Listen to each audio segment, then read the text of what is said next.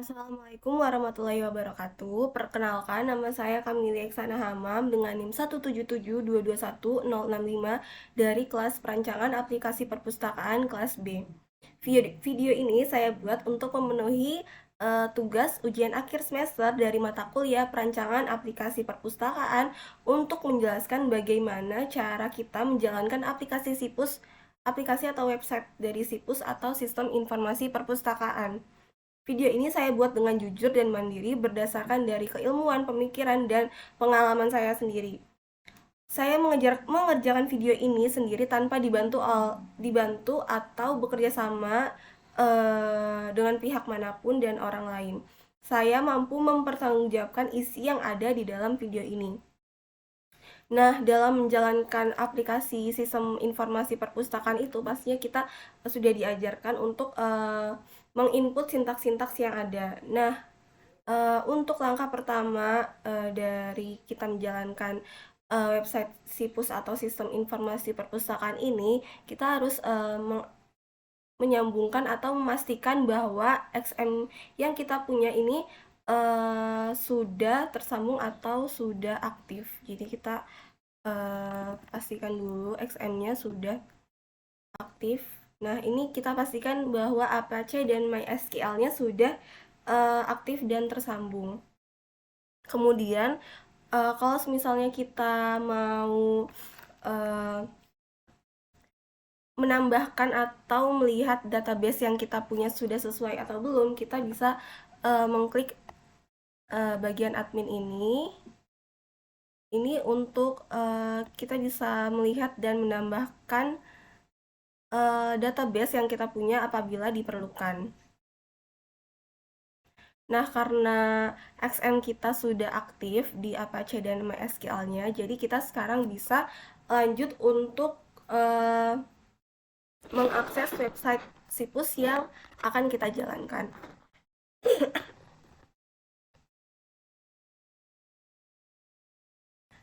Nah, kita pilih ke Chrome yang kita punya. Di sini kita bisa mengetik localhost garis miring Sipus di sini untuk mengakses website Sipusnya. Nah, ini tampilan awal dari Sipus yang sudah kita buat. Jadi ada menu home, ini untuk kita mencari judul buku. Ada menu buku juga untuk menambahkan, mengedit dan memonitoring buku yang kita punya. Terus juga ada menu anggota. Ini sama untuk menambahkan anggota, mengedit dan memonitoring dari data-data anggota yang sudah kita punya. Terus ada transaksi. Ini untuk uh, kita bisa melakukan peminjaman dan pengembalian. Terus ada laporan juga, ini berisi data-data seperti data buku, data peminjaman, dan data kunjungan. Dan juga ada buku tamu untuk kita menginput tamu atau anggota yang ingin masuk ke perpustakaan. Nah, di sini kalau misal kita coba dari menu home, misal kita mau cari judul buku akuntansi pengantar 1, terus kita cari buku ini akan langsung tampil judul buku dan pengarangnya seperti itu. Nah, untuk yang pertama mungkin kita akan mencoba dari mengentry data buku. Nah, di bagian data buku ini terdapat informasi-informasi yang harus kita lengkapi seperti kode buku, judul, pengarang, penerbit, tahun terbit, ISBN, subjek, kota terbit, call number, dan bisa juga kita menambahkan catatan. Di sini saya akan mencoba untuk mengentry data buku.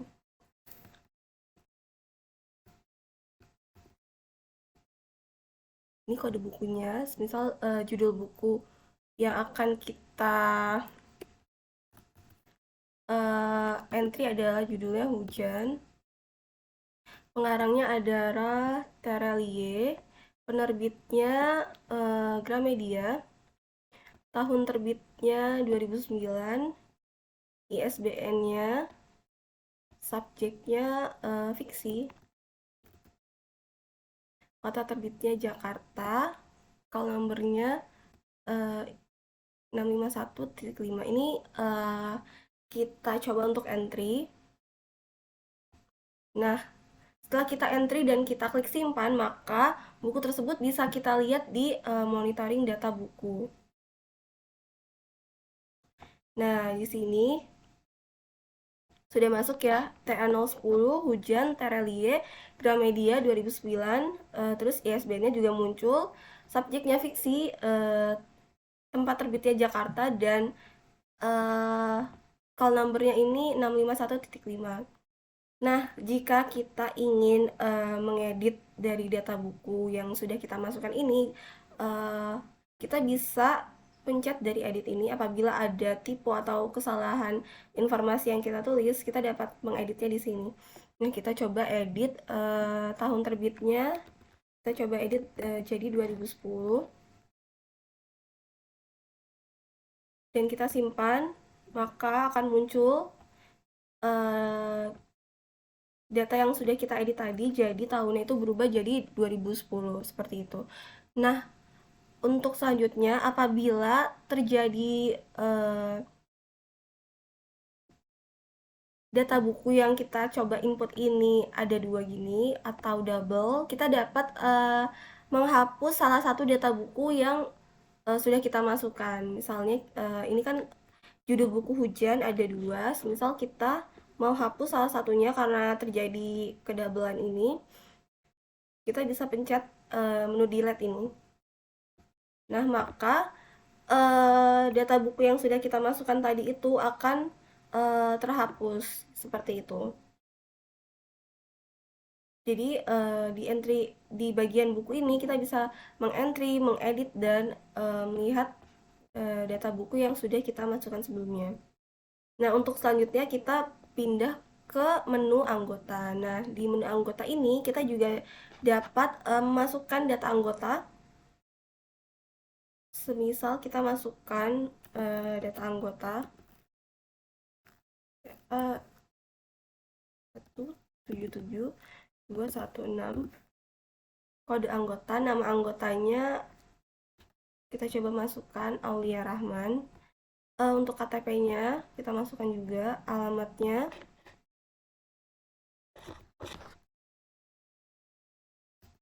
Jakarta, gendernya ini kita bisa pilih perempuan itu P dan laki-laki itu L.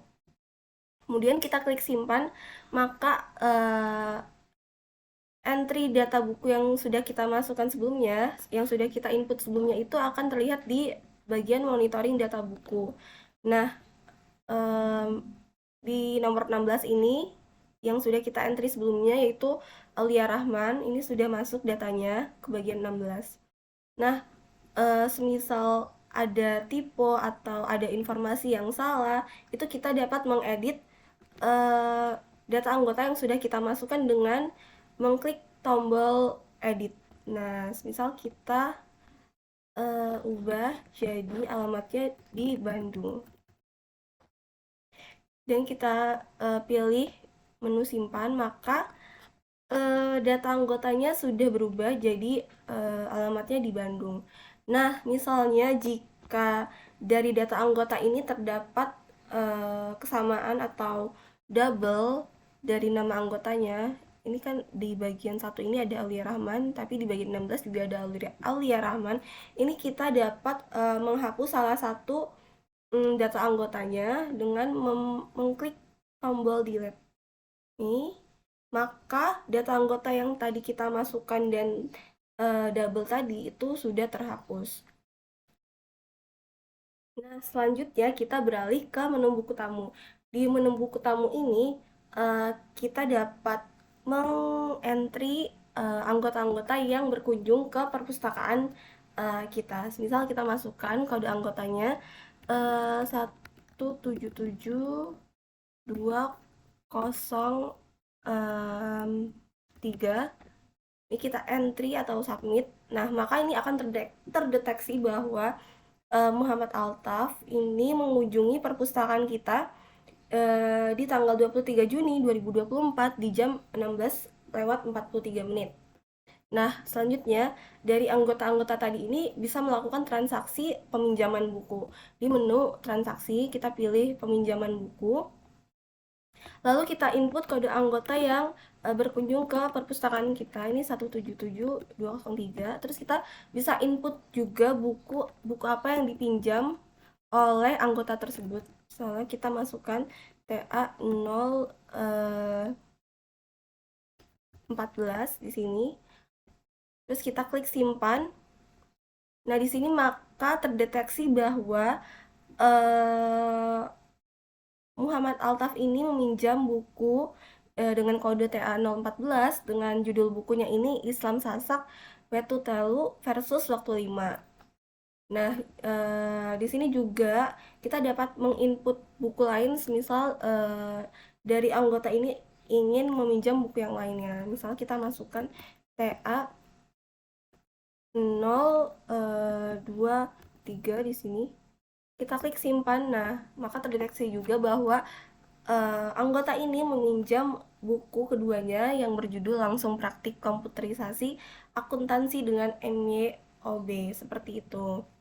Nah, jika sudah ke menu peminjaman buku ini, maka akan tersimpan historinya atau laporannya di menu data peminjaman. Nah, di menu data peminjaman ini akan muncul yang tadi kita input, yaitu Muhammad Altaf meminjam buku Islam Sasak dan langsung praktik ini langsung tampil di laporan data peminjaman.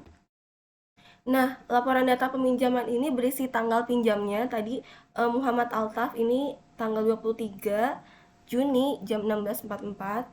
Nah, untuk harinya ini ada yang 1, ada yang 0. Kenapa begitu? Karena kalau untuk yang 0 ini karena dia belum meminjam selama 24 jam. Tapi kalau yang sudah meminjam selama 24 jam ini akan terdeteksi harinya itu sudah 1, seperti itu.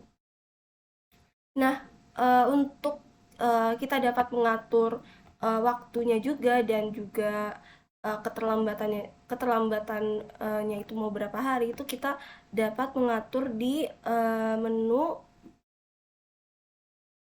data peminjaman di sini. Nah, di line 5556 ini kalau misalnya di sini saya masukkannya lebih dari satu. Nah, kalau misalnya dia lewat dari 1 hari atau dari 24 jam itu 1 hari, itu maka akan terdeteksi telat. Ini kita bisa ganti juga, misal eh, telat pengembalian. Save. Maka nanti setelah 1 hari atau besok, maka di sini untuk harinya itu akan berubah menjadi telat pengembalian seperti itu. Nah, ini kita bisa mengaturnya sendiri mau berapa hari waktu peminjamannya seperti itu. Nah, untuk buku tamu tadi itu kita bisa juga melihat di laporan, yaitu di data kunjungan di sini berapa dalam 1 hari itu ada berapa sih yang berkunjung ke perpustakaan kita. Untuk di sini data kunjungannya itu ada 7 jumlahnya. Soal kita input lagi.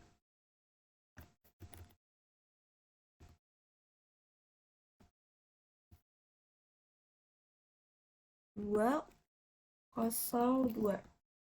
Nah, kita submit ini terdeteksi namanya Salsa, dia mengunjungi pada jam 16.47. Maka di laporan ini juga akan muncul 8 orang yang mengunjungi perpustakaan kita pada hari ini, seperti itu.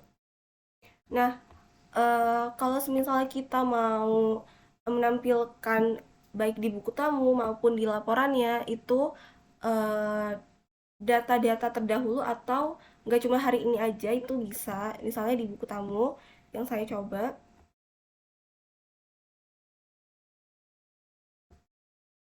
Nah, kalau mau tampil data hari ini itu kita bisa menggunakan menggunakan sintaksnya ditambah dengan menu current date atau current date. Nah, jika mau kita pilih tampil semua, kita bisa ubah di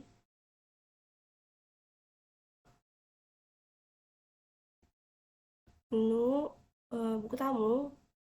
Nah, di sini kita ubah jadi tampil tamunya history dari data kunjungan kemarin.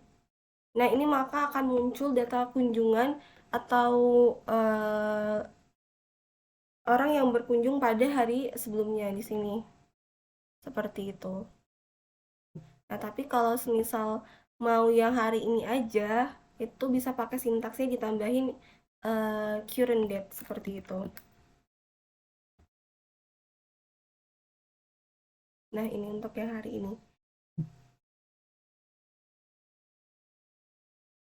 Ini untuk laporan-laporannya. Nah, jika kita ingin dari website Sipus atau Sistem Informasi Perpustakaan ini itu hanya kita berikan akses untuk orang-orang tertentu saja yang dapat mengakses website ini, itu kita dapat menambahkan menu login di sini. Username dan passwordnya itu login, maka nanti yang dapat mengakses dari website Sipus ini hanya orang-orang tertentu saja yang mengetahui username dan juga passwordnya seperti itu. Mungkin itu saja penjelasan dari saya dari website Sipus ini dari beberapa menu yang sudah saya jelaskan tadi. Kurang lebihnya saya mohon maaf. Wabillahi taufiq wal hidayah. Wassalamualaikum warahmatullahi wabarakatuh.